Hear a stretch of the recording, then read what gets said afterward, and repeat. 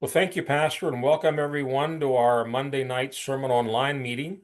Gracias, Pastor. Bienvenidos todos a nuestra reunión semanal de Sermón Online.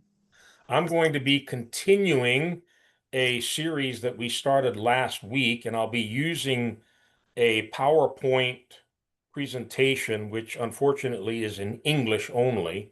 Y voy a continuar un mensaje que comenzó la semana pasada y voy a estar usando una presentación en formato PowerPoint que desafortunadamente solo está en inglés. But I think with the translation, you'll be able to follow along if you don't speak English. Pero creo que con la traducción usted puede seguir el mensaje si no habla inglés. All of the slides that we're using in this series are in a PDF file that is on our website, and it was also posted this evening on the What's Up Sermon Online group if you want to access it in either one of those places. Y todas las transparencias están incluidas en un documento formato PDF que está en nuestra página en el internet y también hoy la pusimos en nuestra página de WhatsApp. Now, if you give me just a moment, hopefully we can get this running properly. Si me da un momento, debo poder echar a correr el PowerPoint.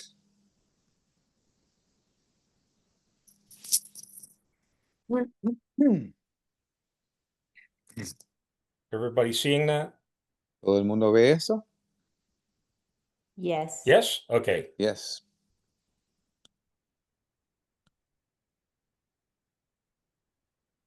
We're taking a look at the longest sermon that Jesus ever gave, at least whatever's recorded for us in the four Gospels.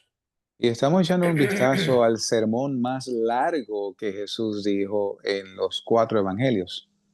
I'm referring to it as the greatest sermon, not just because of its length, but this is a tremendous body of scripture.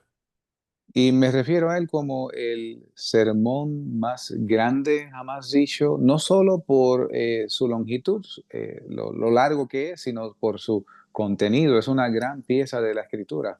It's found in the Gospel of Matthew, chapters 5, 6, and 7. Se encuentra en el Evangelio de Mateo, capítulos 5, 6 y 7. It's 111 verses. Son 111 versos. And I'm not going to go through all that we spoke about last week, but I will just give a very brief introduction. Y no voy a cubrir todo lo que cubrimos la semana pasada, pero sí voy a dar una breve introducción. If you missed last week, I would really encourage you to go to our website, again, sermononline.org, and Sí, listen to last week's message. Si se perdió el mensaje la semana pasada, le animo a que visite nuestra página sermononline.org. Not only is this the longest, and I'm going to say the greatest, one single sermon that Jesus ever gave, Y no solo es este el sermón más largo y más grande que Jesús pronunció, but words always come to my mind like radical and revolutionary. pero palabras vienen a mi mente como radical y revolucionario. If you can go back to the time when Jesus was here on earth, to hear the things that he speaks in this sermon were absolutely mind-blowing. Si usted pudiera transportarse en el tiempo, a los tiempos de Jesús, el haber escuchado estas cosas hubieran sido hasta cierto punto escandalosas. And the more you study this sermon, Y mientras más usted estudia este sermón, the more it will bring conviction into your life. más convicción traerá a su vida.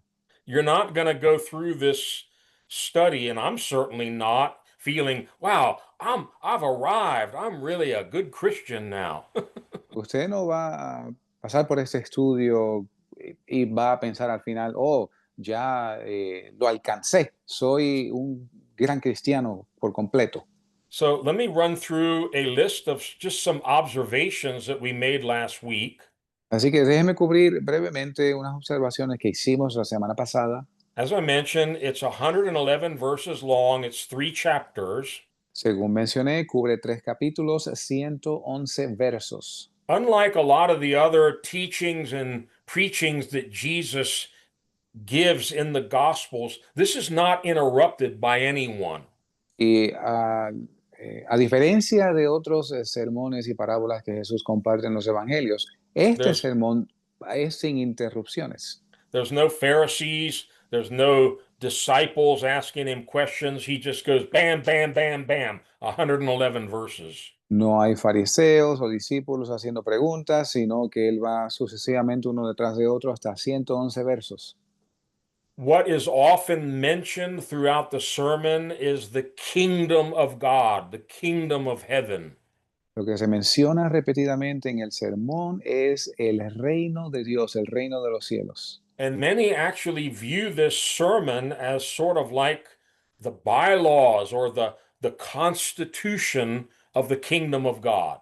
Y muchos ven este sermón como las leyes o la constitución del reino de Dios. Pointed this out last week, but I want to emphasize this next point. The purpose of this sermon is not to tell somebody how to get saved.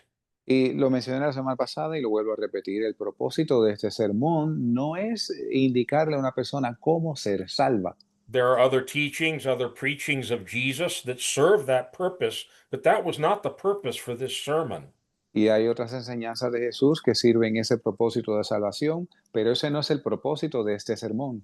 As we saw last week, this sermon was directed specifically to his disciples. There was a crowd of people there listening also, but it was specifically for disciples. Y este sermón fue dirigido en particular a los discípulos, a pesar de que había allí una gran multitud de personas, fue dirigido en particular a ellos. So hopefully, most of us who are here tonight, either on Zoom or Facebook, or maybe listening to the recording at some time in the future, Ojalá que los que estemos presentes aquí por sermón, por WhatsApp, Facebook o escuchen el mensaje grabado en el futuro, we're true believers. We've received Jesus Christ into our lives. We surrendered to him in faith, and we're now calling ourselves children of God.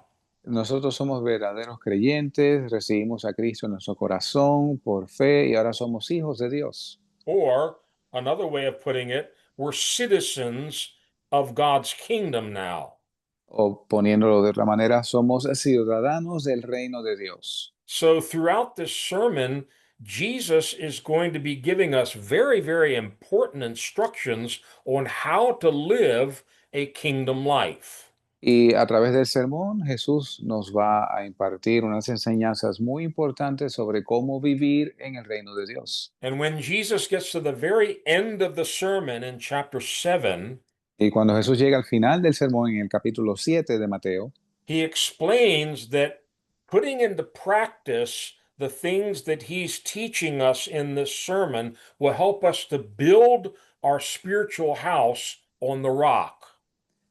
poner en práctica las cosas que Él aquí enseña nos va a ayudar a poner nuestra casa espiritual, edificarla sobre la roca. I find this fascinating. Just in these three little chapters, Jesus mentions not just God and not just his Father, but he calls the name of God to these disciples your Father. Y lo encuentro fascinante que en este sermón, cuando Él le habla a los discípulos, se refiere a Dios como vuestro Padre. Yeah, I think it's very significant. 17 times we find those words, your Father in heaven. Y creo que es muy significativo porque 17 veces vemos estas palabras en el sermón, vuestro Padre que está en el cielo. And words like kingdom and heaven are repeated over and over. Heaven is found 21 times in this sermon. Y palabras como el reino y el cielo como por ejemplo se menciona 21 veces en este sermón. We often talk about the kingdom of God here on Monday nights. Y a menudo hablamos sobre el reino de Dios aquí los lunes en las noches. And we have to emphasize here that the kingdom of God has nothing to do with this world, has nothing to do with flesh and blood. It is spiritual. Y debemos recalcar que el reino de Dios no tiene nada que ver con este mundo, ni con carne, ni sangre, sino que es un reino espiritual. And many of the principles that Jesus lays out in the Sermon on the Mount, Y muchos de los principios que Jesús muestra en el Sermón del Monte, they seem to be completely against everything that we think is normal in our daily earthly life. parecen antagonizar contra la mayoría de lo que consideramos normal en nuestras vidas diarias. I mentioned earlier, this sermon is radical, it's revolutionary. Y mencioné anteriormente que este sermón es radical y revolucionario. Here are a few examples. Aquí hay algunos ejemplos. This is not what the world teaches, Esto no es lo que el mundo enseña, but Jesus teaches that you're blessed if you're poor, sad, hungry, and persecuted. pero Jesús enseña que tú eres bendecido si eres pobre, estás lamentando y eres perseguido. The world certainly doesn't teach this, but Jesus says if somebody smacks you on one cheek, turn to him the other. Y el mundo ciertamente no enseña esto, pero Jesús enseñó que si alguien te golpea en la mejilla, vuélvele la otra. If they take your shirt, give him your coat also. Si toman tu camisa, dales también tu capa. If they ask you to go 1 mile, don't go 1 mile, go a second mile. Si te hacen ir con ellos una milla, ve con él 2 millas. He teaches in here we're to love our enemies. Y nos enseña aquí que debemos amar a nuestros enemigos. All these things are opposite to what the world does and calls normal. Y todas estas cosas son opuestas a lo que el mundo enseña y lo que el mundo llama normal. Now, most of the people that were listening to him at this moment, they knew at least something of the law of Moses and the Ten Commandments. Y muchas de las personas que lo escuchaban a Jesús en este momento tenían conocimiento básico de la ley de Moisés. They probably knew thou shalt not murder, thou shalt not commit adultery. Probablemente conocían no matarás, no cometerás adulterio. Well, we're going to get into this more tonight. Jesus says if you're angry with someone, that's like murder. Y vamos a ver esto más adelante. Jesús dice que si aborreces a alguien, eso es como cometer asesinato. Lust or divorce is like adultery. El divorcio o la lascivia es como adulterio. He has a long section that we'll hopefully get to next week where he talks about don't worry about your food, your clothing, how you're going to live. Y vamos a llegar a una parte, espero la semana que viene, a más tardar, sobre que no te preocupes por lo que vas a comer, lo que vas a vestir, dónde vas a dormir. That's how most people spend their whole life. Así es como la mayoría de la gente pasa sus vidas. What am I going to eat? What am I going to wear? Where am I going to live? ¿Qué voy a comer? ¿Qué voy a vestir? ¿Dónde voy a vivir? He says, in the kingdom of heaven, we don't worry about those things. Él dice, en el reino de los cielos no nos preocupamos por esas cosas. Matter of fact, he's going to teach us don't store up treasures on earth, store up your treasures in heaven. De hecho, nos dice que no hagamos tesoros aquí abajo, sino que hagamos tesoros en el cielo. And that, if that isn't enough to upset our comfortable little world, he says, oh, by the way, you need to be perfect just like your heavenly Father. Y si eso no es suficiente para sacudir nuestro pequeño mundo, él también añade diciendo que debemos ser perfectos como nuestro Padre Celestial es perfecto. The Sermon on the Mount establishes some basic foundations that actually become the New Testament doctrines. El Sermón del Monte presenta unos fundamentos que pasan a ser la doctrina del Nuevo Testamento. He talks about the importance of forgiveness and reconciliation. Habla de la importancia del perdón y la reconciliación. He gives teaching on prayer, fasting, and charitable giving. Y da enseñanzas sobre la oración, el ayuno y las ofrendas. He talks on about false prophets in the church and hypocrisy in religious leaders. También habla sobre falsos profetas en la iglesia y la hipocresía de los líderes religiosos.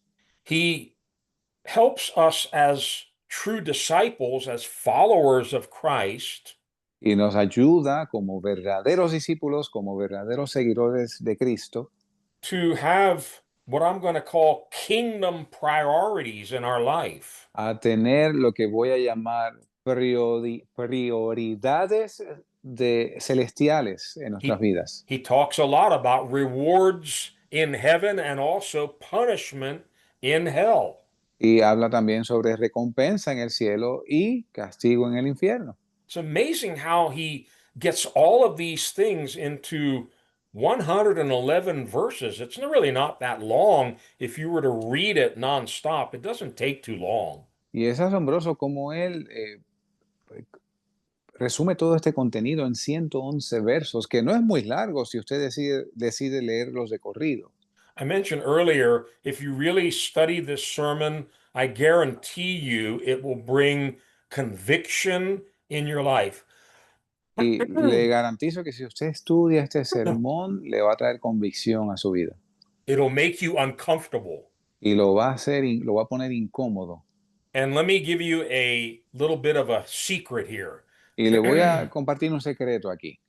I've written it here and I'll read what's on the screen. Y voy a leer lo que tengo en pantalla. The moral and ethical standards presented by Jesus in this sermon Dice que las normas de ética y de moral presentadas por Jesús en el sermón, fasten your seatbelts. abróchese el cinturón, They are humanly impossible to attain. son humanamente imposibles de lograr. Well, what are we doing here? Y entonces, ¿qué estamos haciendo aquí? We might as well just throw in the towel and quit. Bueno, pues entonces vamos a tirar la toalla y a rendirnos. No, he's not doing these things to torment us or make us feel horrible. Él no está haciendo estas cosas para atormentarnos o hacernos sentir horribles. He wants us to learn a whole different kind of a life Él quiere que aprendamos una vida completamente diferente, where we live by the grace of God, by the power of the Holy Spirit within us. con donde vivimos por la gracia de Dios, por el poder del Espíritu Santo en nosotros, And not trying to be good Christians in our own strength. no tratando de ser buenos cristianos en nuestras propias fuerzas. Now, we didn't get too far last week, but let's see how much further we can move along tonight. This is an outline of chapter 5. No pudimos llegar muy lejos la semana pasada, pero vamos a ver cuánto podemos cubrir. Hoy, este es una nota del capítulo 5. And we got as far as finishing up with the 8 Beatitudes. Y logramos finalizar las 8 bienaventuranzas. Now, it's important to get the context of this whole sermon. Es importante entender el contexto de este sermón. It is called the Sermon on the Mount because, as we read here in Matthew 5, the opening verses, he went up onto a mountainside and sat down and began to teach. Se le llama el Sermón del Monte porque según leemos aquí al comienzo del capítulo 5 de Mateo, él subió a un monte y comenzó a enseñar. We talked last week about the fact that there are two groups here. Y hablamos la semana pasada del hecho de que hay dos grupos en la multitud. There's the crowds, there's the multitudes, Están las multitudes then there are the disciples. y están los discípulos.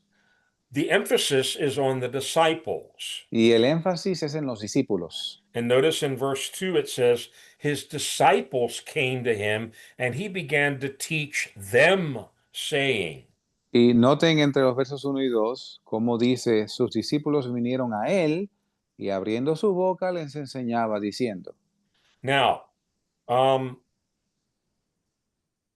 trying to get something out of the way here. There we go. Okay.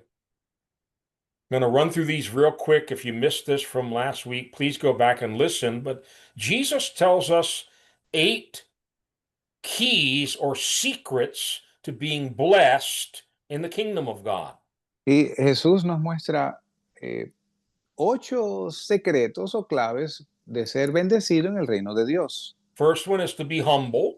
La primera es ser humilde. Second one is to have godly sorrow in your life. La segunda es tener lamento piadoso en tu vida. Third one is to be meek. La tercera es mansedumbre. The fourth one is to have a hunger for righteousness. La cuarta es tener hambre de justicia. Fifth one is to be merciful. La quinta es ser misericordioso. Sixth one is to be pure in heart. La próxima es limpio de corazón. Seventh one is not only to have peace, but to be a peacemaker. La séptima no es solo tener paz, sino buscar la paz. And we wouldn't probably want to put this one on the list, but it's very important. And there are actually two blessings that are listed together here. Y voy a poner dos bendiciones que están juntas aquí. Yeah. You're blessed when you're persecuted. Eres bendecido o bienaventurado cuando eres perseguido. So here they are very quickly. Blessed are the poor in spirit, for theirs is the kingdom of heaven. Y aquí está, bienaventurados los pobres en espíritu, porque de ellos es el reino de los cielos. Blessed are those who mourn, for they will be comforted.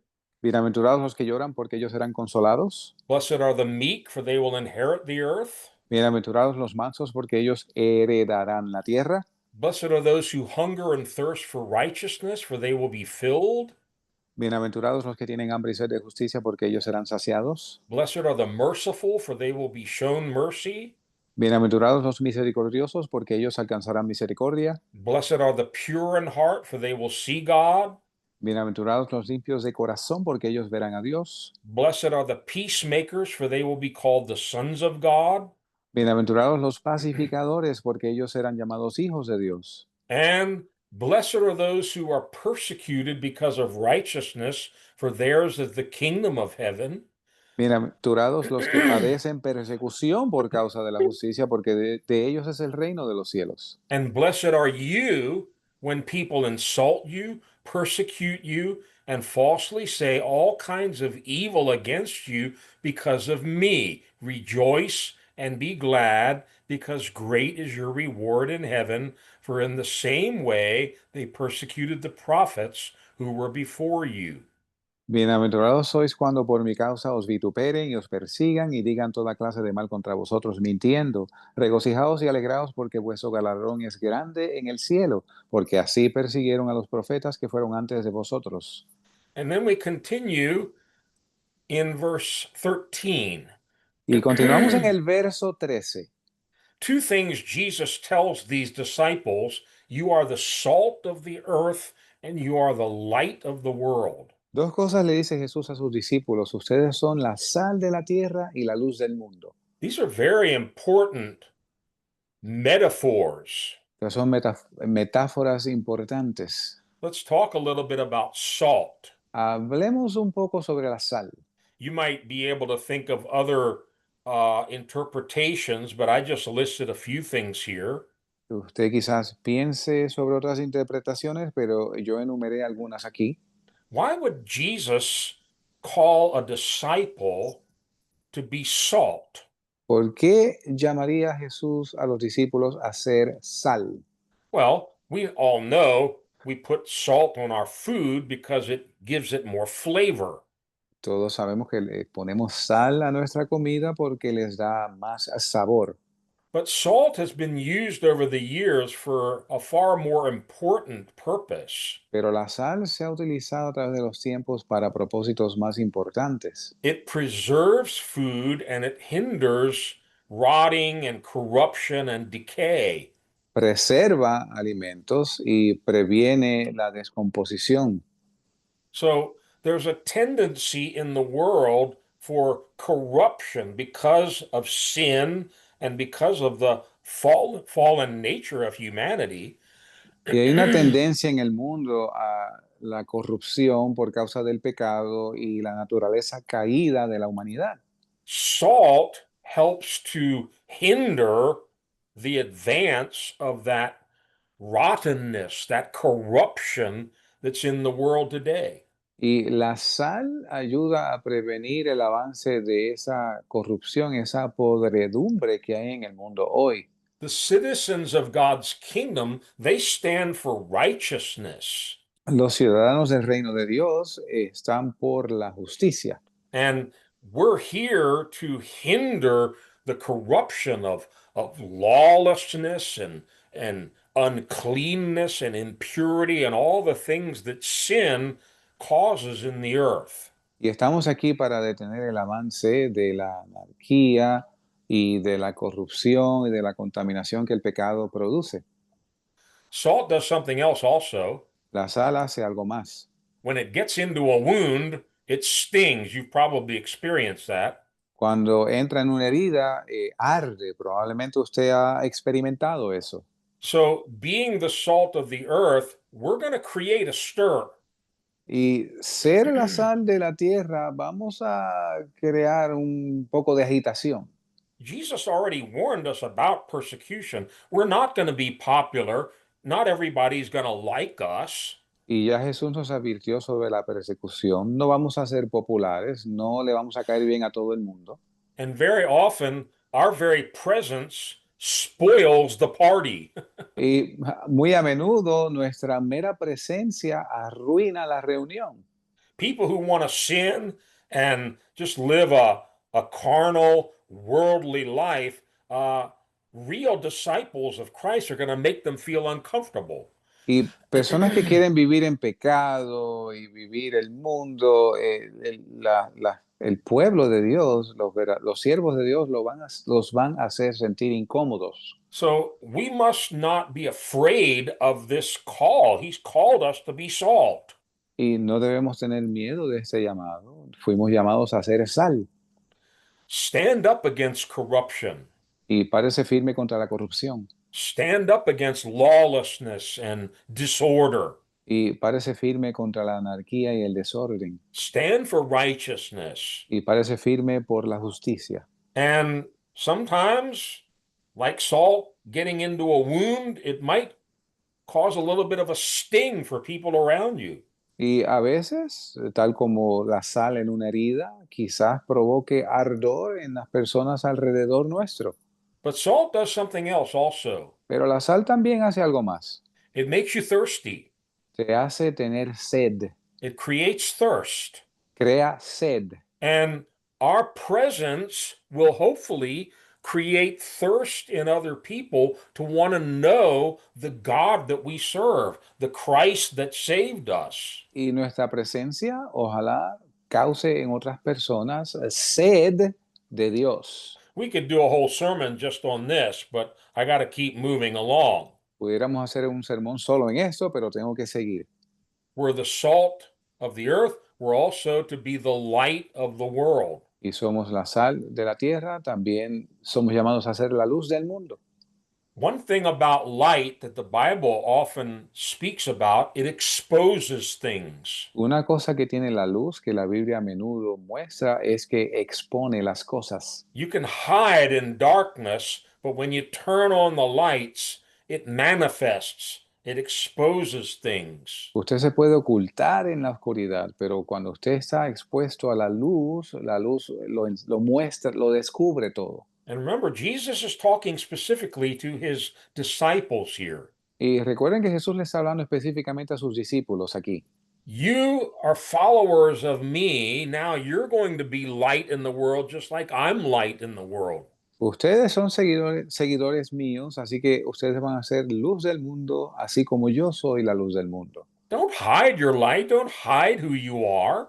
No esconda su luz, no esconda quién usted es. Now, the Holy Spirit will teach you how to do this in a proper way. We don't need to go around saying, "Hey, I'm a Christian, all you people." Y el Espíritu Santo le mostrará cómo hacer esto. No es que usted está supuesto a andar por ahí diciendo, hey, todos ustedes, yo soy cristiano. By the way, if you walk with Jesus, you won't even have to use the word Christian. They'll recognize something different about you. Y de hecho, si usted camina con Jesús, usted no va a tener que decir nada. La gente se va a dar cuenta que hay algo diferente en usted. Jesus says when you put the light on a stand, it gives light to everyone in the house. Y Jesús dice que cuando tú pones la luz en una base, en un candelero, alumbra toda la casa. Let's read Matthew 5:14 to 16. Leamos Mateo 5 del 14 al 16. You are the light of the world. A city on a hill cannot be hidden, neither do people light a lamp and put it under a bowl. Instead, they put it on a stand, and it gives light to everyone in the house. In the same way, let your light shine before men, that they may see your good deeds and praise your Father in heaven. Vosotros sois la luz del mundo. Una ciudad asentada sobre un monte no se puede esconder, ni se enciende un candil y se pone debajo del almud, sino sobre el candelero y alumbra a todos los que están en casa. Así alumbre vuestra luz delante de los hombres para que vean vuestras buenas obras y glorifiquen a vuestro Padre que está en el cielo. Now, Jesus gives us a clue here about how we let our light shine. Y Jesús nos da una clave aquí de cómo nosotros dejamos que nuestra luz alumbre. It's through our good deeds. Es a través de nuestras buenas obras. But be careful with this last statement. Pero tenga cuidado con esta última aseveración. Let your light shine before men that they may see your good deeds and not praise you, but praise your Father in heaven. Miren cómo dice, así alumbre vuestra luz delante de los hombres para que vean vuestras buenas obras y glorifiquen no a usted, sino a vuestro Padre que está en el cielo. When we get into chapter 6, Cuando lleguemos al capítulo 6, Jesus is going to speak much more extensively about the danger of doing our religious acts to be seen by men so that they will praise us. Jesús expande aún más en el tener que tengamos cuidado en no hacer nuestras obras para ser vistos por los hombres. So we are to have a life filled with good works, not to glorify ourselves, but to glorify the God who saved us. Y debemos tener una vida llena de buenas obras, no para glorificarnos a nosotros, sino a nuestro Padre Celestial. Now we move on to a very interesting section that comes right after this. Y ahora nos movemos a una sección interesante, justo después de esta. Let's read verses 17 and 18. Leamos los versos 17 y 18 de Mateo 5. Do not think that I have come to abolish the law or the prophets. I have not come to abolish them, but to fulfill them. I tell you the truth, until heaven and earth disappear, not the smallest letter, nor the least stroke of a pen will by any means disappear from the law until everything is accomplished. No penséis que he venido para abrogar la ley o los profetas. No he venido para abrogar, sino para cumplir. Porque de cierto os digo que hasta que pasen el cielo y la tierra, ni una jota ni una tilde pasará de la ley, hasta que todo sea cumplido. Now, when we get further along in the New Testament, particularly in the writings of the Apostle Paul, Y cuando nos adentramos al Nuevo Testamento, en particular a los escritos del apóstol Pablo, particularly in Romans and Galatians, he explains the difference between trying to be righteous by observing the law en particular en Romanos y en Efesios, el tratar de alcanzar justicia por obedecer la ley versus being righteous through faith in Jesus Christ. comparado a alcanzar justicia o a ser justo por la fe en Jesucristo. But even there, Paul confirms what Jesus is saying here. The law is good. Pero aún allí Pablo confirma lo que Jesús dice, la ley es buena, We're not going to throw away the Ten Commandments. no vamos a descartar los 10 mandamientos. The Ten Commandments reveal the righteousness of God. Los 10 mandamientos revelan la justicia de Dios. God hates murder. God hates adultery. God hates covetousness. Y Dios aborrece el asesinato, el adulterio, la codicia. And so one of the accusations they often brought against Jesus was, oh, he's come to do away with the law. Y una de las acusaciones que levantaban contra Jesús es que él supuestamente vino a abolir la ley And he's going to throw away all of our prophets. y va a descartar, echar fuera a todos nuestros He profetas. says, no, I didn't come to abolish any of that. I came to fulfill the law and the prophets. Y él dice, no, yo no vine a abolir, a abrogar la ley o los profetas, sino que yo vine a confirmar. Jesus lived according to the law of Moses. Y Jesús vivió de acuerdo a la ley de Moisés. And the law, the Bible teaches us, is the only way we can know right from wrong. Y la ley, nos muestra la escritura, es la única forma que podemos distinguir lo bueno de lo malo. And the law is what shows up sin in a person's life. Y la ley es lo que muestra el pecado en la vida de una persona. Well, Jesus lived according to the law his entire life, and he did not commit any sin. Y Jesús vivió de acuerdo a la ley toda su vida y no cometió pecado.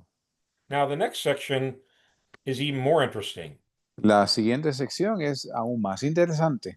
Now, no doubt in the crowd there were probably some Pharisees and other religious leaders that were kind of curious to see what this guy Jesus was teaching from the top of the mountain.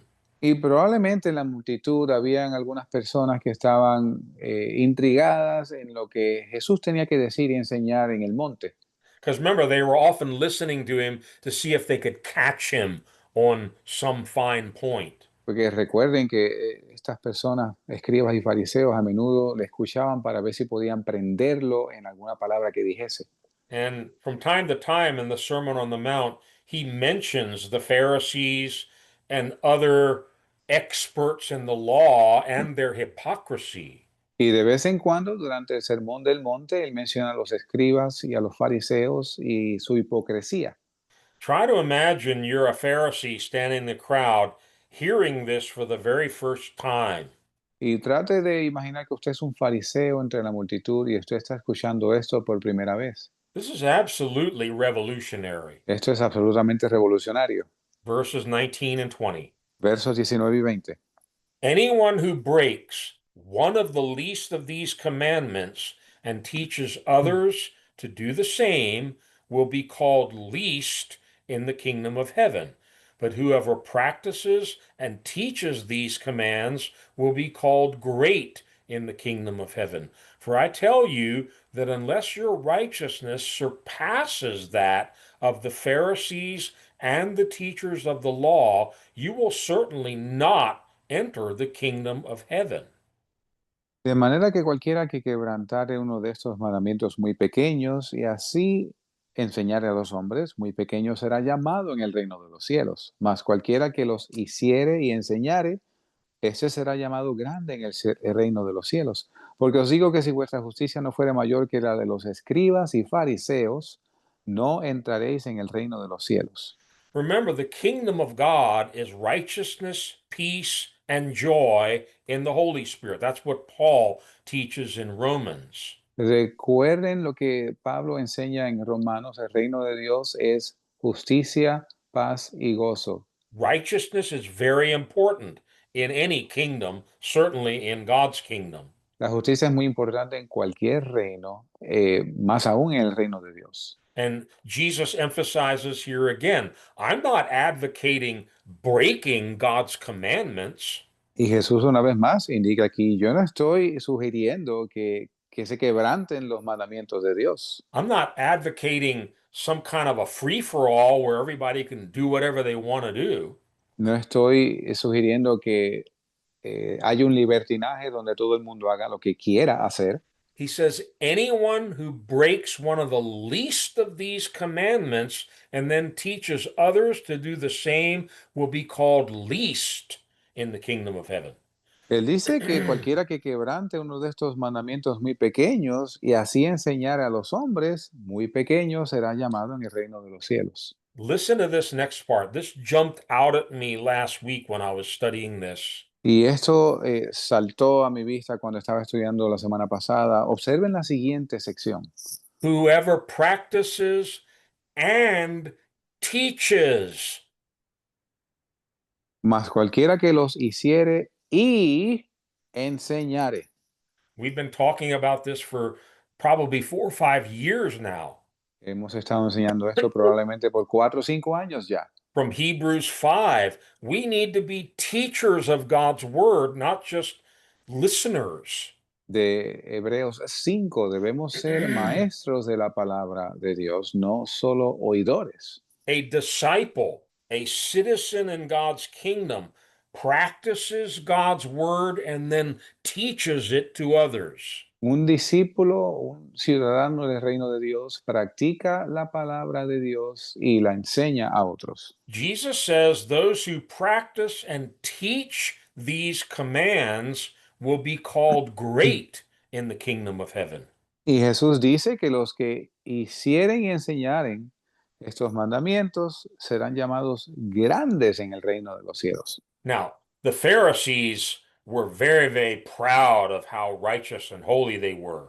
Y los fariseos estaban muy orgullosos de cuán justos y religiosos eran ellos. They were the elite religious group in Israel. Ellos eran el grupo religioso de la élite en Jerusalén They looked down their noses at all the common people.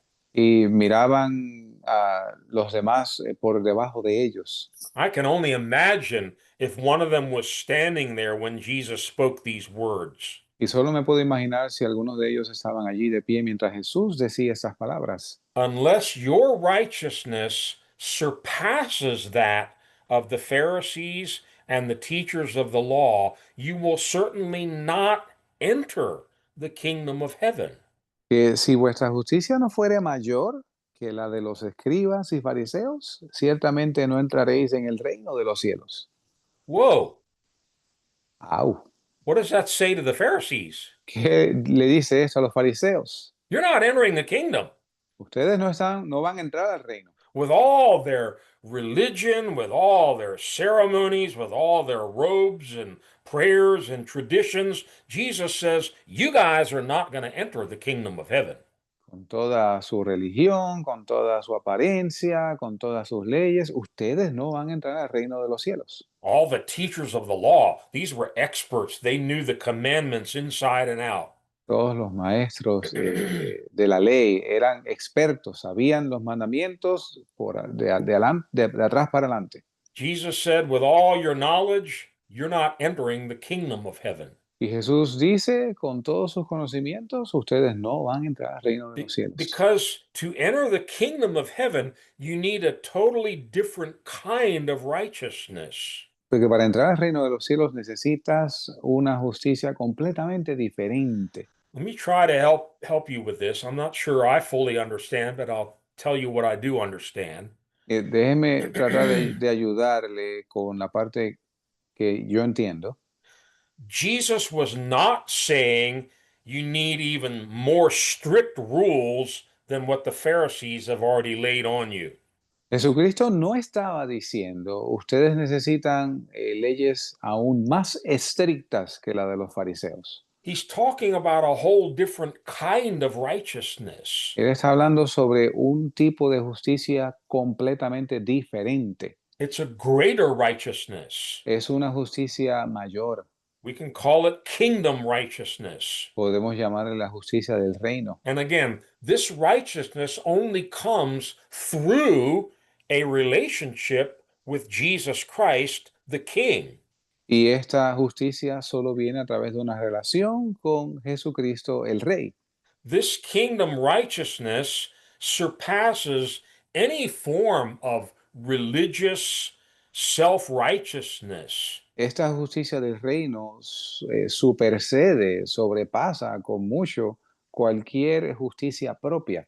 Again, Paul will develop this much more when you get into the book of Romans, where he talks about being justified by faith. Y Pablo profundiza más en esto cuando usted llega al libro de Romanos y él habla sobre justificados por la fe. Being made righteous not by keeping rules, but by believing in Jesus Christ. Ser hechos justos no por guardar reglas, sino por creer en Jesucristo.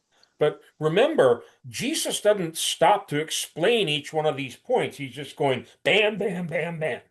Y recuerde que Jesús no se detiene aquí a explicar cada uno de estos puntos, sino que él prosigue uno detrás del otro.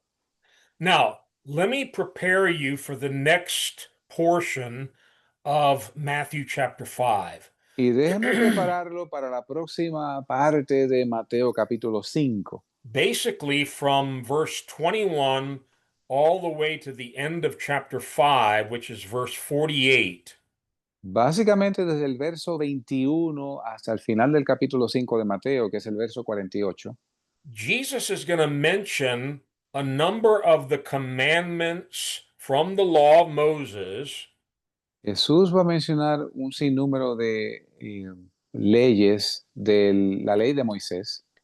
and in each of these cases, he's going to say, "You have heard it told in old times, but now I'm going to tell you what it really means." Él dice en repetidas ocasiones, ustedes han escuchado que se ha dicho en el pasado tal cosa, pero yo les voy a decir esto. Let me introduce something maybe you've heard of before, but it's found again in the writings of Paul later on in the New Testament. Déjeme introducir algo que usted quizás ha escuchado, se encuentra en los escritos de Pablo. He talks about the difference between the letter of the law and the spirit of the law. Él habla sobre la diferencia entre la letra y el espíritu, la ley y el espíritu. Jesus will first mention the letter of the law. Y Jesús primero menciona la letra de la ley. You have heard it said, "You should not murder." Ustedes han oído que los antiguos dijeron, no matarás. That's the letter of the law. Esa es la ley. But now I tell you, you shouldn't be angry with your brother. Pero ahora te voy a decir que no debes estar enojado con tu hermano. And he does this over and over again, contrasting the letter of the law or the commandment and the real spirit behind that law. Y él prosigue con esto una y otra vez, contrastando el mandamiento de la ley y el espíritu. He'll do this with murder, Y va a hacer esto con el asesinato, adultery, adulterio, divorce, divorcio, swearing oaths, jurar, retaliation against your enemies, vengarte de tus enemigos and hatred for enemies. y aborrecer a tus enemigos. And 7 different times he does this. You've heard it said, but now I tell you. Y en 7 ocasiones él dice, habéis oído, mas ahora yo os digo.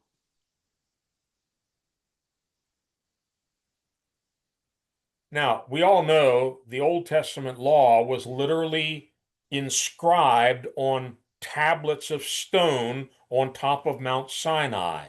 Y sabemos que la ley de Moisés fue inscrita en tablas de piedra en el monte Sinaí.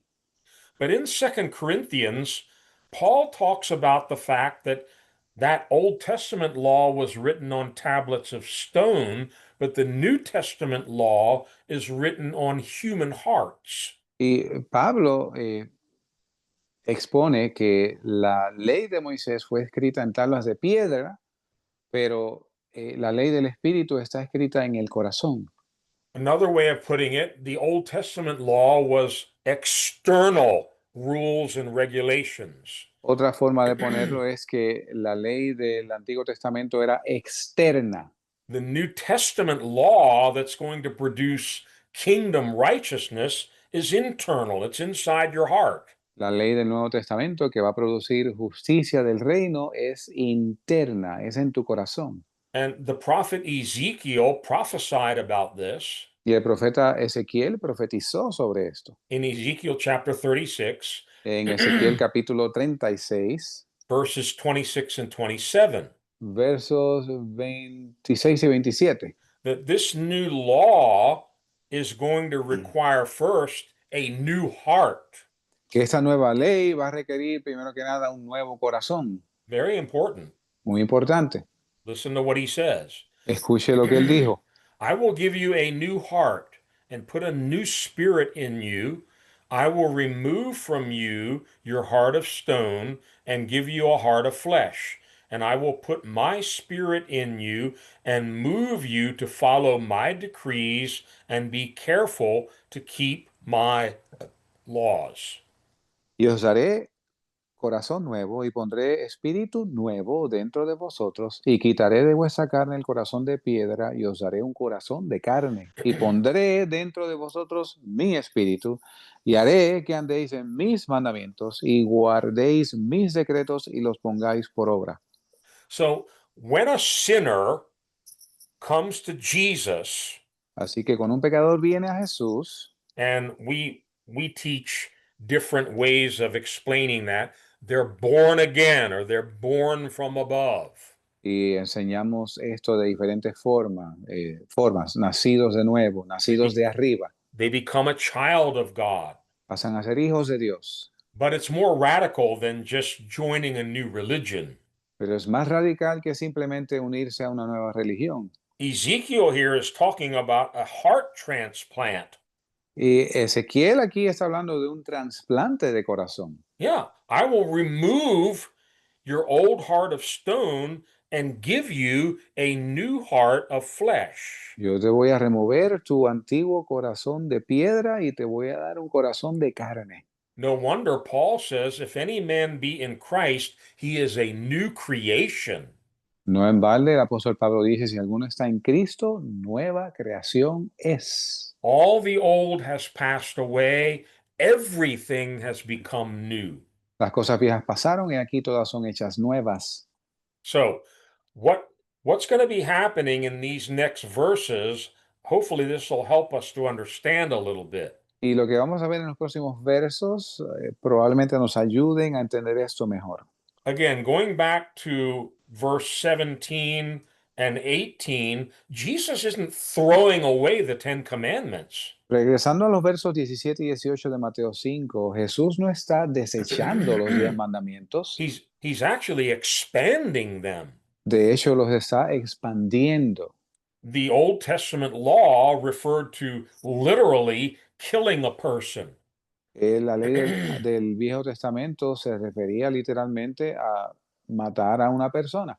That was the letter of the law. Esa era la letra de la ley. But the very first one of these seven instances that we mention, Pero la primera de estas 7 instancias que mencionamos, I'll put it up here so you can understand what I'm talking about. lo voy a poner en pantalla para que entienda a lo que me refiero. You have heard that it was said to the people long ago, do not murder. Habéis oído, no matarás, y cualquiera que matare estará expuesto a juicio. Yeah, everybody knows that's one of the Ten Commandments. Y todo el mundo sabe que esto es uno de los 10 mandamientos. And anyone who murders will be subject to judgment. Y todo aquel que cometiera asesinato va a estar sujeto a juicio. So you heard that from long ago, Así que ustedes escucharon esto de antiguo, but I'm telling you something different now. pero yo les digo algo diferente ahora. I'm not going against that.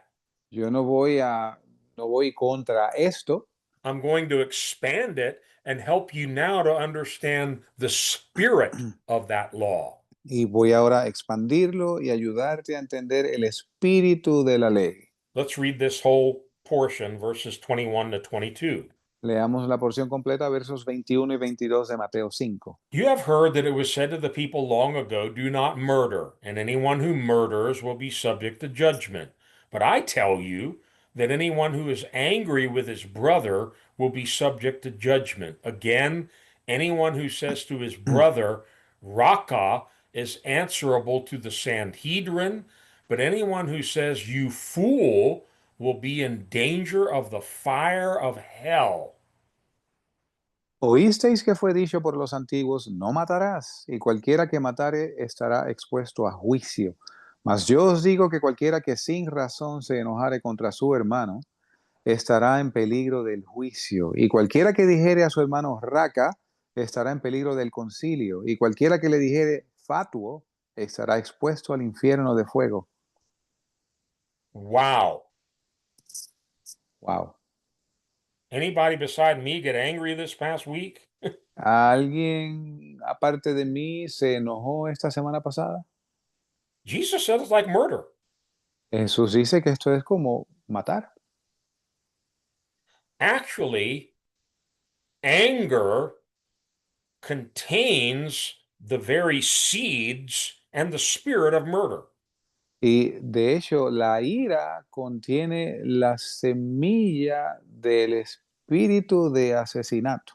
Of course, it's not always the case, but anger can actually lead someone to literally killing another human being.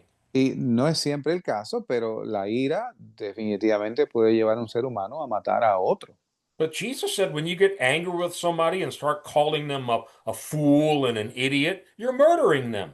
Pero Jesús dice que cuando tú te enojas con alguien y comienzas a llamarle necio o fatuo, lo estás matando.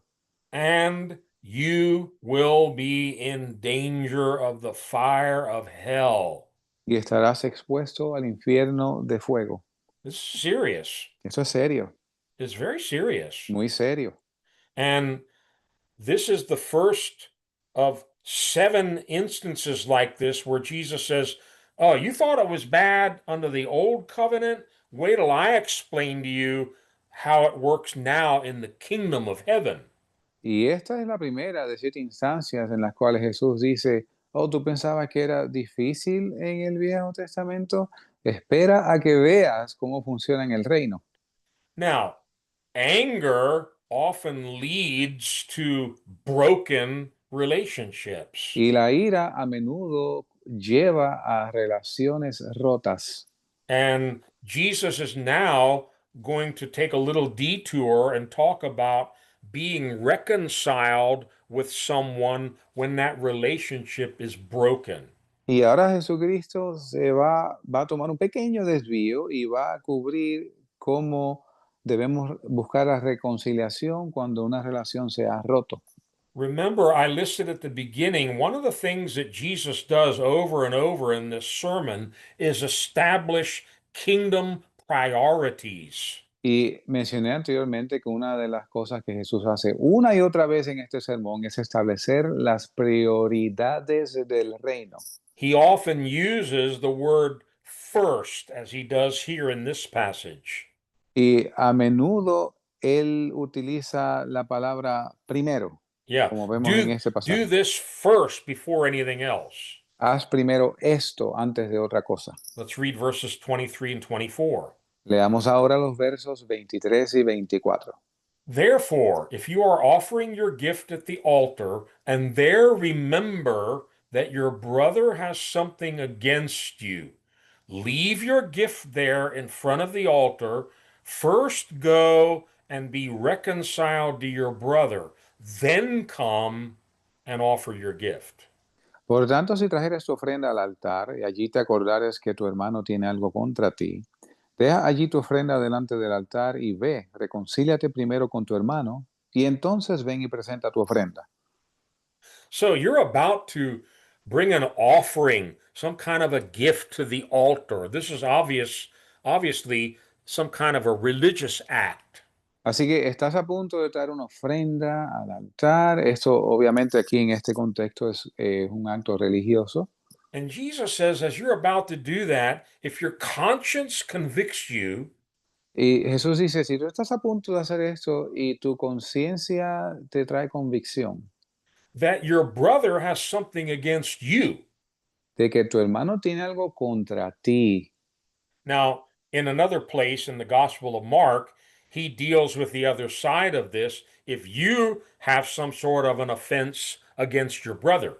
Ahora, en el Evangelio de Marcos, él presenta la otra cara de la moneda. En ese caso es si tú tienes algo contra tu prójimo. It's not what he's talking about here, though. Pero a eso no se refiere aquí. You're about to offer some kind of religious gift or offering to God. Y aquí estás a punto de presentar una ofrenda religiosa delante de Dios. And you remember suddenly somebody out there has something against me. Y recuerdas súbitamente, alguien allá afuera tiene algo contra mí. Oh, okay. I'll take care of that later. Yo me encargo de eso después. Jesus said no. Jesús dice no. Forget about your gift. Olvídate de tu ofrenda, I'm not even interested in your gift. ni aún me interesa tu ofrenda. The priority here is first go and be reconciled to your brother. Then you can come and offer your gift. La prioridad aquí es ve y reconcíliate primero con tu hermano, entonces ven y presenta tu ofrenda. So we learned something very important here, and this is going to come out in other instances as we move along in the Sermon on the Mount. Y aprendimos algo muy importante aquí que va a aparecer de nuevo según avanzamos con el Sermón del Monte. Having peace in our relationships with people and certainly forgiving others is very, very critical. Tener paz en nuestras relaciones con los demás y perdonar a otros es definitivamente algo crítico. When I was studying these two verses, I made a little note to myself. Cuando yo estaba estudiando estos versos, yo hice una nota para mí. Reconciliation is more important than religion. La reconciliación es más importante que la religión. We often get it the other way around. A menudo invertimos esto.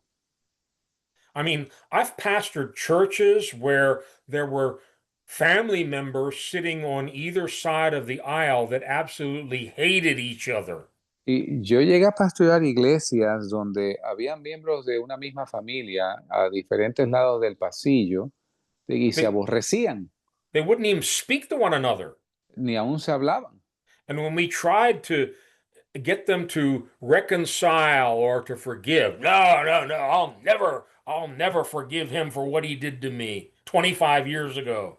Y aún intenté buscar la reconciliación entre ellos y a veces decían, no, no, no, no, yo nunca voy a olvidar lo que me hizo hace 25 años. Well, we're going to learn in chapter 6 that's a very scary scenario because I don't think you're going to heaven like that. Y vamos a ver en el capítulo 6, eso es un escenario muy peligroso porque yo no creo que tú puedas entrar en el cielo así. Let us all remember these words. First go and be reconciled. Y recordemos las palabras que dicen, ve primero, reconcíliate primero con tu hermano. That leads right into the next portion, Matthew 5, 25 and 26. Y aquí nos lleva a la próxima porción, Mateo 5, 25 y 26. This is talking about a legal situation, but it's the same idea. Reconcile, settle matters quickly. Y aquí habla de un problema legal, pero es el mismo concepto. Subsana las desavenencias prontamente. This is a tremendous sermon. Esto es un tremendo sermón. It's amazing the things Jesus talks about. Y son asombrosas las cosas de las que Jesús habla. Let's read these verses 25 and 26. Leamos los versos 25 y 26. Settle matters quickly with your adversary who is taking you to court. Do it while you are still with him on the way, or he may hand you over to the judge, and the judge may hand you over to the officer, and you may be thrown into prison. I tell you the truth, you will not get out until you have paid the last penny. Ponte de acuerdo pronto con tu adversario mientras estás con él en el camino. No sea que el adversario te entregue al juez y el juez se entregue al alguacil y seas echado en la cárcel. De cierto te digo que no saldrás de allí hasta que pagues el último cuadrante. You know, the world we live in now, El mundo en el que vivimos hoy it's very unforgiving. es no perdona. It's I'm going to get even with you. I'm taking you to court. I'm going to sue you for everything. Es me voy a desquitar de ti, te voy a llevar a la corte, te voy a demandar. This is like somebody from Mars. Y esto que estamos viendo aquí es como si hubiera sido alguien del planeta Marte. Settle matters quickly. Ponte de acuerdo pronto. Don't let these things drag on. Just admit you're wrong. Allow yourself to be defrauded. Y no permitas que estas cosas se dilaten. Admite si tú tienes culpabilidad. It, If you're still not understanding this, wait till we get a little further along in chapter 5, where Jesus talks about if they take your shirt, give them your coat too. Y si todavía no comprendes esto, deja que avancemos más adelante en el capítulo 5, donde Jesús dice, el que te pida, creo que es que dice, el que te pida la túnica, no le niegues el manto. You know, a lot of times when people hear about the kingdom of God or the kingdom of heaven, they think about angels and, pearly gates, and all that's true. Y a menudo cuando la gente piensa en el reino de los cielos, piensan en ángeles, en puertas de perla, y si esto es cierto, But this is the kingdom spirit. pero esto que estamos viendo aquí es el espíritu del reino. These are very serious things that Jesus is teaching here that we need to incorporate into our lives if we're going to be a part of God's kingdom. Estas son cosas serias que Jesús menciona aquí, que vamos a tener, que necesitamos incorporar en nuestras vidas. I'd like to say, oh, this would never happen to a pastor. Y me gustaría decir, o esto nunca le pasaría a un pastor, But it's happened to me, and Pastor Tom and I have dealt with many pastors over the years that have bitterness, maybe even against another pastor. pero me ha pasado a mí, y el pastor Tom y yo hemos también trabajado con pastores a través de los años que han tenido amargura con otros pastores. Look, we've been hurt by pastors. Mire, nosotros hemos sido lastimados por pastores. Maybe many of you have been hurt by a pastor. Y quizás muchos de ustedes también han sido lastimados por pastores. Pastor Tom and I have pleaded with pastors, brother, sister, you got to forgive them. Y Pastor Tom y yo hemos intercedido con pastores diciendo, hermanos, hermanas, ustedes tienen que perdonar. Oh, I can't do it. Oh, yo no puedo hacerlo. How are you going to the kingdom of heaven like that? ¿Y cómo vas tú a entrar al reino de los cielos así? Well, just I'm introducing this, but we're going to get much more deeply into this, particularly when we get toward the end of this chapter and into Matthew chapter 6. Y vamos a ver esto en más profundidad cuando finalicemos el capítulo 5 y entremos en Mateo 5 y entremos en Mateo 6. Okay, here's the second one of these where Jesus says, "You have heard that it was said, but now I tell you." Y aquí venimos con el segundo ejemplo de cuando Jesús dice, habéis oído, mas ahora yo os digo. He started with "Thou shalt not murder." Now he's going to do "Thou shalt not commit adultery." Y él comenzó con no matarás y ahora va a continuar con no cometerás adulterio. Matthew 5:27 and 28. Mateo 5, 27 y 28. You have heard that it was said, "Do not commit adultery." But I tell you that anyone who looks at a woman lustfully has already committed adultery with her in his heart. Oísteis que fue dicho por los antiguos, no cometerás adulterio. Pero yo os digo que cualquiera que mira a una mujer para codiciarla, ya adulteró con ella en su corazón. Remember, the letter of the law only dealt with external acts. Recuerden que la ley, la letra de la ley, se refiere a cosas, actos externos. Yeah. Do not commit adultery. No cometas adulterio. But I now tell you, and we're going to go inside the heart now. Y más ahora yo os digo, y ahora estamos entrando dentro del corazón. Anyone who looks at a woman lustfully has already committed adultery with her in his heart. El que mira a una mujer para codiciarla, ya adulteró con ella en su corazón. You see, the spirit of the law is inner purity. Y el espíritu de la ley está en la pureza.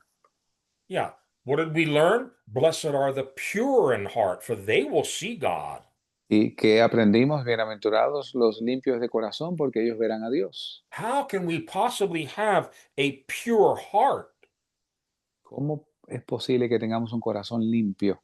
Well, we read just a few minutes ago, we're not going to be able to do it. God has to supernaturally do a heart transplant. Y vimos anteriormente ya que por nuestra fuerza no va a ser posible, así que Dios tiene que hacer un trasplante de corazón. He has to remove our heart of stone and give us a new heart of flesh, a Él tender heart. tiene que remover nuestro corazón de piedra y darnos un corazón de carne, un corazón tierno. So, in the kingdom of God, Así que en el reino de Dios, the emphasis is not just on outward compliance to rules and regulations. no se trata de cumplir con regulaciones externas. It's like even King David understood this as an Old Testament saint. Aún el rey David entendió esto como santo del Antiguo Testamento. After he had sinned by committing adultery Después que pecó al cometer adulterio and murder, y asesinato, he went before the Lord in Psalm 51 and he says, "Create in me a clean heart." él fue ante Dios y lo vemos en el Salmo 51 diciendo, crea en mí, oh Dios, un corazón limpio And renew a right spirit within me. y renueva un espíritu recto dentro de mí. David, of course, was prophesying. He was looking forward to this new covenant where the emphasis is on a pure heart. Y por supuesto, David estaba profetizando, mirando hacia adelante en este nuevo pacto en que se enfoca en el corazón limpio. So I remember before I got saved, I thought I was a pretty good person. Y recuerdo, antes de yo ser salvo, yo creía que yo era una persona buena. I never killed anybody. Yo nunca había matado a nadie, I never committed adultery. nunca había cometido adulterio. And then when I read these words, I'm like, oh my God, Y después de yo leer estas palabras, yo dije, oh Dios mío, I've broken all 10 commandments. yo he quebrantado los 10 mandamientos. I'm a sinner. Soy un pecador. Paul says that's exactly right. That's the purpose of the commandments. Y Pablo dice, eso es correcto. Ese es el propósito de los mandamientos. It's to show you that you're a sinner in need of salvation. Es para mostrarte que eres pecador con necesidad de salvación. Okay, let's move along here. Sigamos aquí. Maybe you still don't believe what I said at the beginning here, that this sermon is radical and revolutionary. Quizás usted todavía no está convencido lo que dije al principio de que este sermón es radical y revolucionario. Verses 29 and 30. Los versos 29 y 30. If your right eye causes you to sin, gouge it out and throw it away. It is better for you to lose one part of your body than for your whole body to be thrown into hell.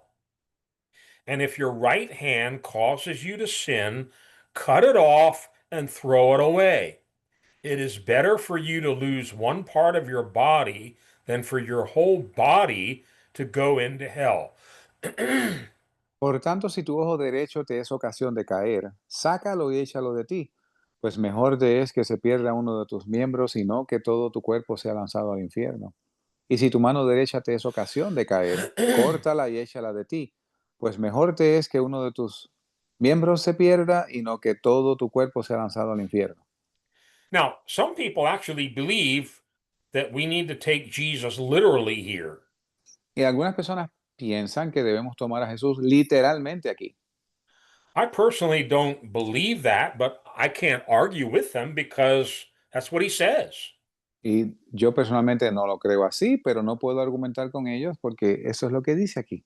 I will tell you one thing. Le digo algo, These verses should reveal to every one of us how serious sin is. y estos versos deben revelar a cada uno de nosotros cuán serio el pecado es. And we need to go to whatever extreme necessary to get rid of sin. Y debemos llegar a las medidas extremas necesarias para deshacernos del pecado. Now, let's just for a minute assume we're to take Jesus literally here. Así que por un momento vamos a asumir y vamos a tomar a Jesús literalmente aquí. So if your right eye is causing you to sin, gouge it out and throw it away. Así que si tu ojo derecho te es ocasión de caer, de pecar, sácalo y échalo de ti. That's pretty horrendous. Es horroroso, But that's nothing compared to spending eternity in hell. pero eso no se compara a pasar la eternidad en el infierno. That's what Jesus says. Es lo que Jesús dice. It's better for you to lose one part of your body than for your whole body to go into hell.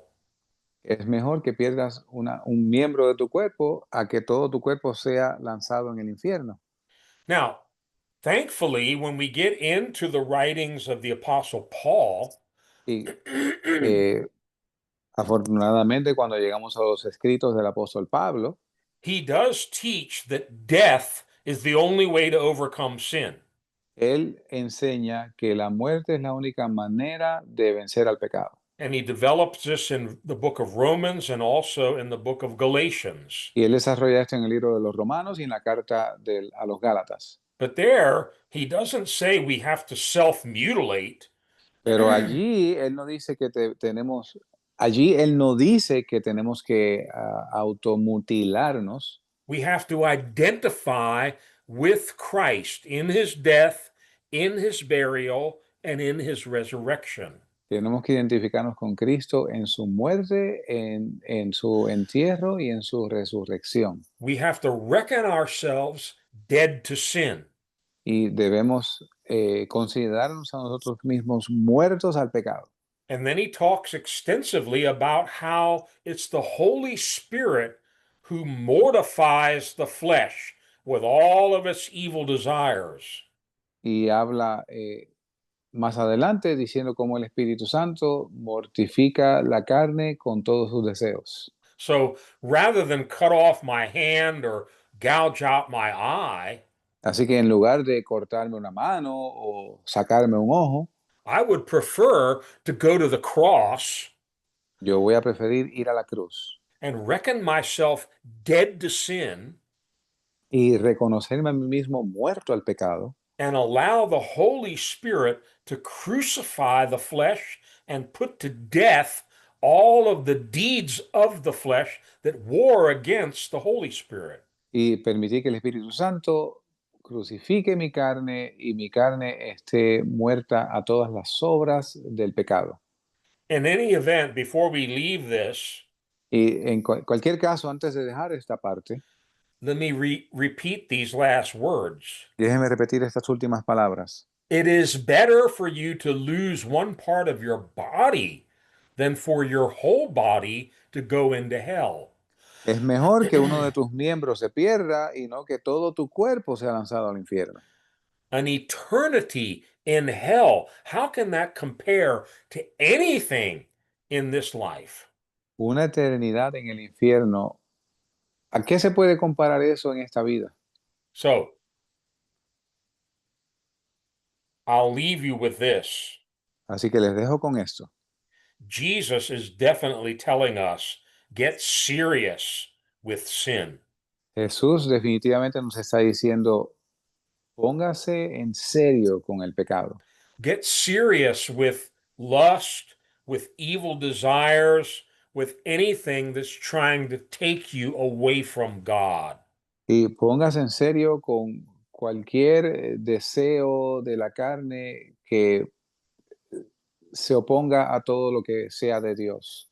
Now, suppose I was once an alcoholic, Vamos a suponer que alguna vez yo fui alcohólico and maybe I've quit drinking, y quizás dejé de beber, but it's really not wise for me to hang around bars and people who are drinking because I'm going to be tempted. pero no es sabio que yo me la pase o que visite yo bares o me pase con gente que bebe porque voy a ser tentado. And I may actually battle with that temptation the rest of my life. And I just have to be careful to stay away from situations where I'm going to be tempted back into that sin. Y quizás tenga yo que batallar con eso por el resto de mi vida, pero tengo que tener el cuidado de no meterme en situaciones donde yo me exponga a ese tipo de tentación. But what happens when I die? Pero ¿qué pasa cuando yo muera? Am I tempted anymore? ¿Seré yo tentado? No. Ya no. A dead man isn't tempted by anything. Un hombre muerto no es tentado a nada. And that's the miracle of the gospel. Y ese es el milagro del Evangelio. And again, if you read Romans 6, 7, and 8, you'll see how Paul develops this much better than I can now in these few moments. Y si ustedes leen Romanos 6, 7 y 8, usted va a ver cómo Pablo desarrolla esto mucho mejor de lo que yo puedo hacerlo aquí. But he actually says there, if you're dead, you're free from sin. Y él, de hecho, dice allí, si estás muerto, libre estás de pecado. And so dying to sin and then living for righteousness is the secret. Así que morir al pecado y vivir por la justicia es el secreto. Okay, I'm trying to keep moving along here. I'm doing better than I did last week. Estoy tratando de avanzar aquí, estoy haciendo lo mejor esta semana. Here we come to a third one of these. Ahora llegamos a un tercero de estos. Jesus is now going to deal with the commandment, you shall not commit adultery. Y Jesús va a lidiar aquí con el mandamiento de no cometerás adulterio. It has been said anyone who divorces his wife must give her a certificate of divorce. But I tell you that anyone who divorces his wife, except for marital unfaithfulness, causes her to become an adulteress, and anyone who marries the divorced woman commits adultery. También fue dicho, cualquiera que repudiare a su esposa, dele carta de divorcio. Pero yo os digo que cualquiera que repudiare a su esposa, salvo por causa de fornicación, hace que ella adultere, y el que se case con la divorciada comete adulterio. So we've already seen that Jesus said lust is just like committing adultery. Y ya vimos como Jesús dijo que mirar a una mujer para codiciarla es como adulterio. Now, under the law of Moses, divorce was permitted. Bajo la ley de Moisés el divorcio estaba permitido. And we're not going to go there, but you can read about it in Deuteronomy chapter 24. Y usted puede leer sobre esto en Deuteronomio capítulo 24. So if a man didn't like his wife, maybe they were no longer very compatible, he could divorce her. Así que si un marido no le gustaba ya a su esposa, ya no eran compatibles, él simplemente se podía divorciar. This was not for an adulterous wife. Esto no era para una esposa adúltera. What happened if his wife was an adulteress? ¿Qué pasaba si su esposa era adúltera? You're right. She was put to death. Ella se la llevaban a la muerte. There was no need for divorce. She was put to death for her adultery. No había necesidad de divorcio, ella era llevada a la muerte por adulterio. So this is talking about other cases where a man just didn't like his wife anymore. He just wanted to get rid of her. Y esto aquí se refiere a otros casos donde el hombre ya no le gustaba a su esposa, simplemente se quería separar de ella. So Jesus says, it has been said, anyone who divorces his wife must give her a certificate of divorce. Y Jesús dijo, también fue dicho, cualquiera que repudiara a su esposa, dele carta de divorcio. But I tell you now, in the kingdom of heaven, Pero yo te digo ahora, en el reino de los cielos, anyone who divorces his wife except for marital unfaithfulness causes her to become an adulteress, and anyone who marries her commits adultery. cualquiera que repudiara a su esposa, salvo por causa de fornicación, hace que ella adultere, y el que se casa con la divorciada comete adulterio. Let's move on. Sigamos adelante. Verses 33 to 36 has to do with something that was very common in the Old Testament where they would swear an oath. Versos del 33 al 36 tiene que ver con algo que se hacía mucho en el Antiguo Testamento en cuanto a hacer juramento. Again, you have heard in the Old Testament, it was said to the people long ago, do not break your oath, but keep the oaths you have made to the Lord. But I tell you, do not swear at all, either by heaven, for it is God's throne, or by the earth, for it is his footstool, or by Jerusalem, for it is the city of the great king. And do not swear by your head, for you cannot make even one hair white or black. Simply let your yes be yes and your no, no.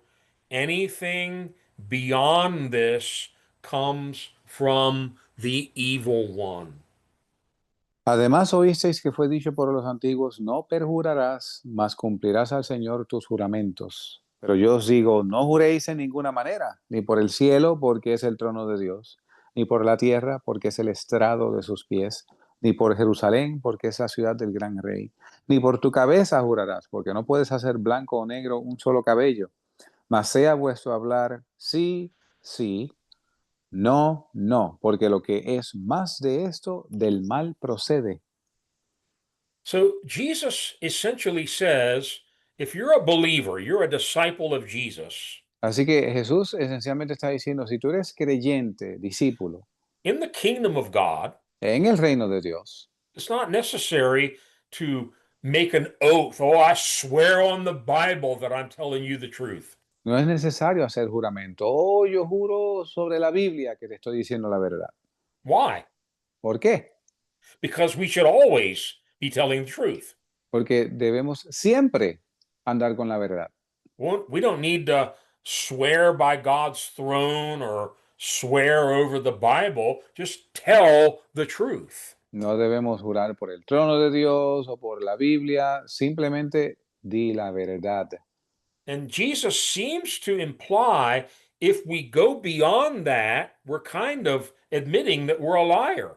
Y Jesús parece implicar que si vamos más allá de eso, estamos admitiendo ser mentirosos. Now, sometimes in legal situations, we have to sign things and swear to the truth of something. We're not talking about that here.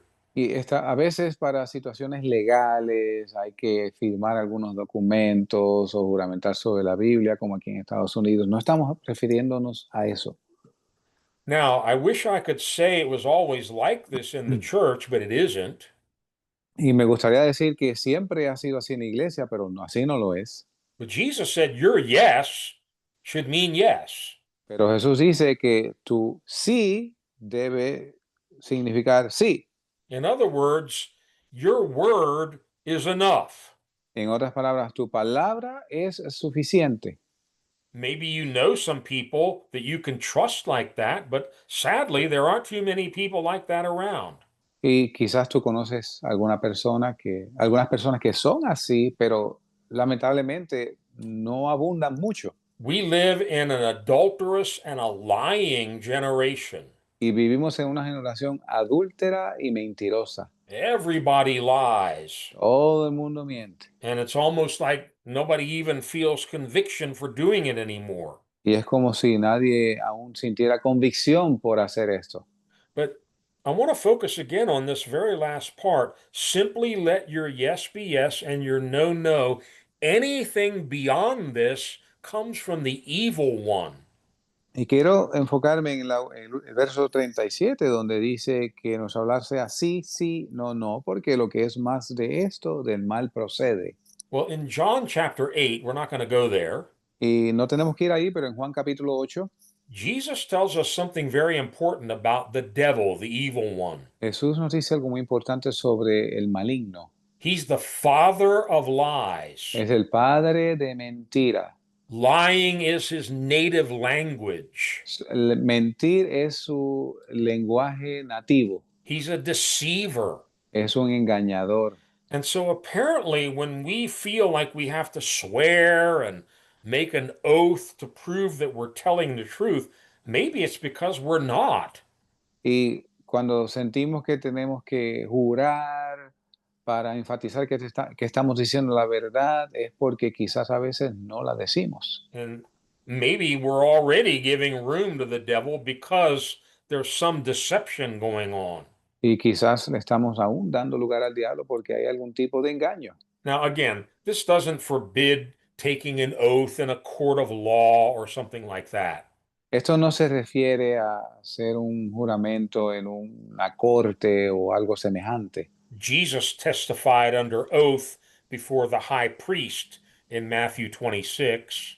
Y Jesús testificó bajo juramento ante el sumo sacerdote en Mateo 26. And Paul used an oath to call God as his witness in several places in his writings. Y Pablo hizo juramento invocando a Dios como su testigo en algunas partes del Nuevo Testamento. But in our daily, day-to-day interactions with people, Jesus says, if you're a real believer, you're walking according to truth. Y en nuestra interacción diaria con las personas, Jesús dice, si tú eres del reino, debes andar en la verdad. Just speak the truth in love. Solamente habla la verdad en amor. No need to make a big oath and swear on the Bible or whatever. No hay necesidad de hacer un gran juramento o jurar sobre la Biblia. All right, let's move along here. O vamos, Here's sigamos. another one of these. You have heard that it was said, but I tell you. Aquí hay otras más de esas que dice, oíces que fue dicho, pero yo os digo. Let's read verses 38 to 42.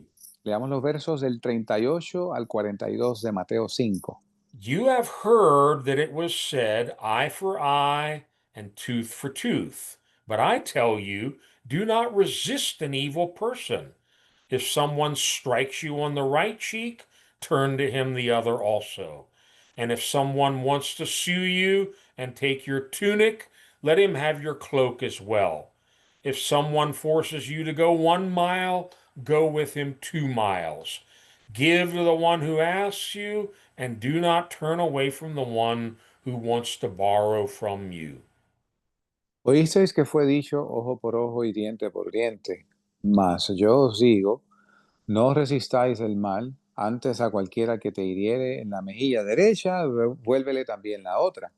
Y a cualquiera que te demandare ante la ley y tomare tu túnica, déjale tomar también la capa.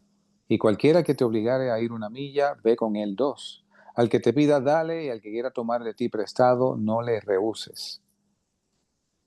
Now, if you really live like this, Si realmente usted vive así, people are going to know you're different. las personas van a saber que usted es diferente. I mean, come on, bro. Nobody lives like this. You don't turn the other cheek. Vamos, ahora, hermano, nadie vive así. Tú no vuelves la otra mejilla. You hit them back. Tú los golpeas de regreso. You hit them harder than they hit you. Tú los golpeas más fuerte de lo que ellos te golpearon a ti. You take them to court and you sue them and you get even with them. Tú los llevas a corte y los demandas y te desquitas de ellos. And don't do anything that they're asking you to do because that's a sign of weakness. Y no hagas nada de lo que te pidan que hagas porque eso es una señal de debilidad. Jesus said just the opposite. Jesús dice lo opuesto. Don't resist an evil person. No resistáis al mal. If they want your shirt, give them your coat too. Si quieren tu camisa, dales también tu capa. They want you to go 1 mile, go 2 miles. Quieren que vayas con él 1 milla, ve con él 2. Again, it's a whole different spirit. Es, de nuevo, un espíritu completamente diferente. This is humility, this is meekness, but it's way beyond anything humanly possible. Esto es humildad, mansedumbre, pero más allá de lo que es humanamente posible. But God will give us opportunities to practice this. Pero Dios nos va a dar oportunidades de practicar esto. What do you do when someone does something wrong against you? ¿Y qué haces tú cuando alguien hace algo mal contra ti? Your natural flesh is certainly going to want to retaliate. Tu carne, en la carne vas naturalmente a querer vengarte. But the Holy Spirit inside of us is now going to start teaching us a whole different way of responding to evil and evil people. Pero el Espíritu Santo en nosotros nos va a mostrar una manera completamente diferente de responder a las personas malas. Okay, I actually think we're going to finish chapter 5 tonight. Y creo que vamos a terminar el capítulo 5 esta noche. Now, the next section isn't easy. La próxima sección no es fácil, It's getting harder. se está poniendo difícil. Here's another one of these. You have heard that it was said, but now I'm going to tell you. Y aquí vemos otra más de esas que dice, oísteis que fue dicho, mas ahora yo os digo. Verses 43 to 47. Versos del 43 al 47. You have heard that it was said, love your neighbor and hate your enemy. But I tell you, love your enemies. Pray for those who persecute you, that you may be sons of your Father in heaven. He causes his sun to rise on the evil and the good, and sends rain on the righteous and the unrighteous. If you love those who love you, what reward will you get? Are not even the tax collectors doing that? And if you greet only your brothers, what are you doing more than others? Do not even pagans do that? Oísteis que fue dicho, amarás a tu prójimo y aborrecerás a tu enemigo. Pero yo os digo, amad a vuestros enemigos, bendecid a los que os maldicen, haced bien a los que os aborrecen y orad por los que os ultrajan y os persiguen, para que seáis hijos de vuestro Padre que está en el cielo, porque Él hace que su sol salga sobre malos y buenos y envía lluvia sobre justos e injustos. Porque si amáis a los que os aman, ¿qué recompensa tendréis? ¿No hacen también así los publicanos? Y si saludáis solamente a vuestros hermanos, ¿qué hacéis de más?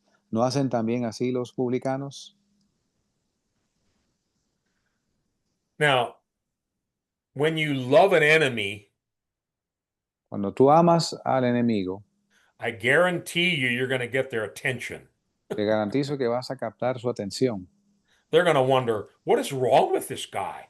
Ellos se van a preguntar, ¿qué le pasa a este hombre? Maybe they've never seen anyone in their whole life behave like that. Quizás no han visto a nadie en toda su vida comportarse así.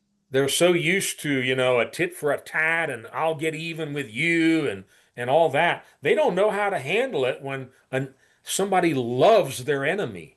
Están acostumbrados al desquite, a la venganza, no saben qué hacer cuando eh, alguien los ama por un daño hecho.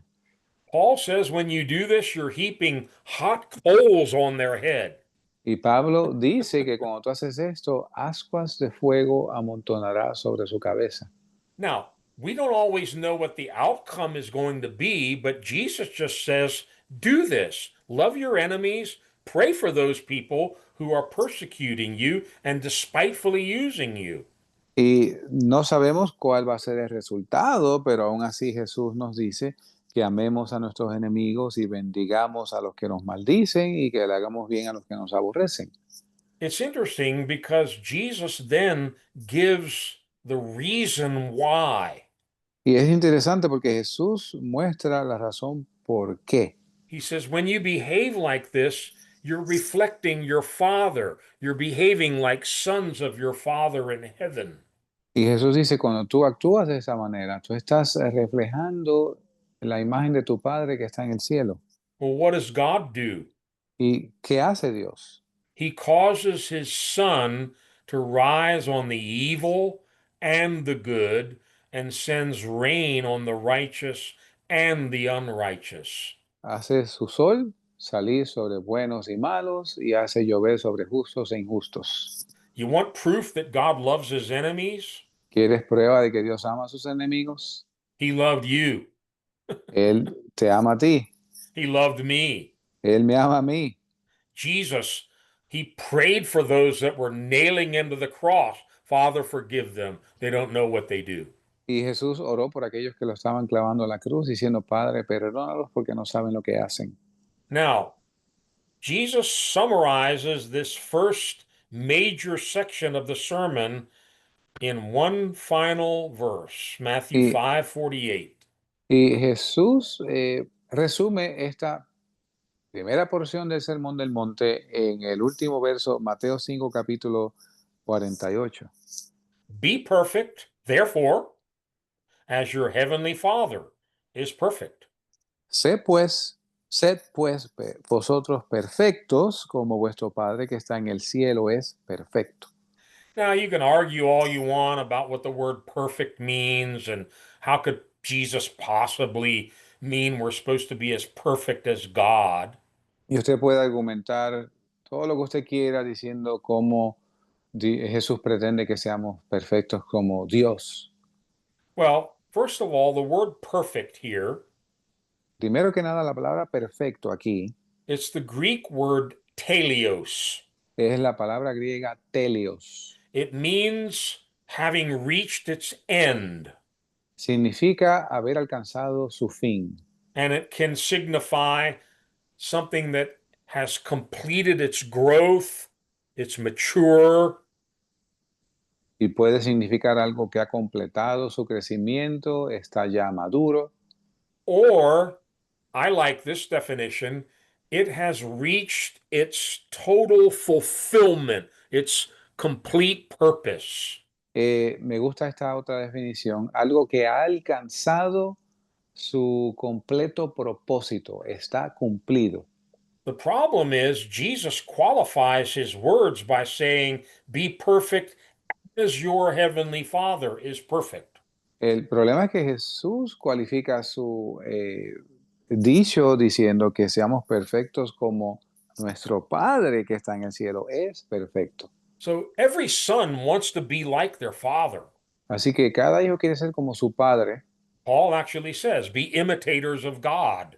Y Pablo, de hecho, dice ser imitadores de Dios. And many of the things that we've now learned in this first section of the sermon, Y muchas de las cosas que aprendimos aquí en esta primera sección del Sermón del Monte, forgiving people, being kind to evil people, loving our enemies, these are not normal behaviors. perdonar a las personas, amar a nuestros enemigos, estos no son comportamientos normales. This is something that Pastor Tom was teaching about a few weeks ago. It's called godliness. Es algo que el pastor Tom me estaba enseñando hace un par de semanas, se llama piedad. In English, the word godliness comes from godlikeness.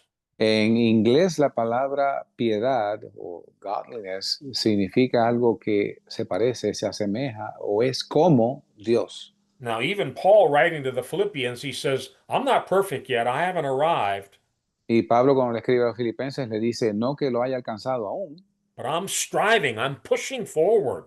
pero prosigo hacia adelante. I'm not just going to excuse laziness and worldliness in my life. I want to keep pressing on. Y no voy a traer excusas como mundanalidad o en mi vida, sino que voy a continuar hacia adelante buscando esto. I want to be like my father. Yo quiero ser como mi padre. Now, that's going to take our whole lifetime, Eso va a tomar nuestra vida entera, but hopefully we grow to our full stature, our full maturity in Christ. pero vamos la A idea es crecer. crecer, Yeah. a llegar a la estatura de la plenitud. So that's chapter 5. Ahora, esto fue el capítulo 5. That's quite a lot to take in. Es mucho que absorber. We got 2 more chapters to go and a whole lot more. Nos quedan 2 capítulos más y mucho más. If you haven't had a chance to read the Sermon on the Mount, I would really recommend you doing it this week. Maybe read it a couple of times. Y si usted no ha leído el Sermón del Monte, yo de verdad les recomiendo que lo lea esta semana. De hecho, léalo varias veces si puede. This is tremendous what Jesus is teaching. Es tremendo lo que Jesús está enseñando. And I've known these scriptures for over 50 years, but it still impacts me every time I read it, teach it, and meditate on it. Y he conocido estas escrituras por muchos años, pero eh, cada vez me impacta, me crea algo en mí. This is definitely the greatest sermon ever told. Y esto es definitivamente el sermón más grande jamás contado. Pastor Tom, you want to dismiss us with prayer here tonight? Pastor Tom, ¿quiere despedirnos en oración esta noche? Sure. Before we do, I just want to make one statement. Antes de partir, quiero hacer una declaración aquí. Knowledge or wisdom does not come by reading or studying something. El conocimiento, la sabiduría no viene por leer o estudiar algo. comes through experience. Viene por la experiencia. Until you put these things and try them, you will not know whether they're real or not. Y hasta que tú no intentes estas cosas y las vivas, no vas a saber si son reales o no. Pastor Wayne and I have experienced some things of loving our enemies or doing other things to know that this is real. We might not be perfect in them, but we know it's real. Y el pastor Wayne y yo hemos experimentado estas cosas, como por ejemplo amar a nuestros enemigos, And, y, that, y sabemos que son reales. and that's where the grace will really come and grow in your life. Y ahí es donde la gracia realmente viene y crece en tu vida. If you put them in your life, asking reconciliation from somebody or giving your extra coat to somebody or giving to somebody that wants you to lend them something and not expecting a return. Darle tu capa a alguien que te pidió la camisa, prestarle a alguien que te pida prestado sabiendo que no te lo va a devolver. That's when the grace will come Ahí es donde la gracia viene, and experiencing. en experimentarlo. So let us pray. Así que oremos. Heavenly Father, in the name of Jesus, Padre Celestial, en el nombre de Jesús, like Pastor Wayne is teaching us, this is not possible in our own human effort. como el pastor Wayne nos enseñaba, esto no es posible en nuestro esfuerzo humano. But we need your grace and your Holy Spirit to help us at this hour before Jesus comes back. Pero necesitamos tu gracia y tu Espíritu Santo que nos ayude antes de que Jesucristo regrese. We want to live by the words of Jesus for the kingdom of God. Y queremos vivir las palabras de Jesús para el reino de Dios. And maybe many of us have not tried to live by these things. Quizás algunos de nosotros no hemos intentado vivir por estas cosas, But we desire that these things would be in our lives to give you glory y deseamos estas cosas en nuestra vida para darte la gloria. So, Lord, honor us with grace. We can give you glory and praise before all the world. Y Señor, hónranos con la gracia de modo que podamos darte la gloria a ti. Make us salt of the earth. Make us the light of the world to give you glory. Haznos, Señor, la sal y la luz del mundo para darte a ti la gloria. We want you to be glorified by our lives. So bless us and keep us and let your face shine upon us. Queremos que seas glorificado por nuestras vidas, así que guárdanos, que tu rostro alumbre sobre nosotros en el nombre de Jesús. And thank you for your word tonight. Amen. Gracias por tu palabra esta noche. Amén. Praise the Lord.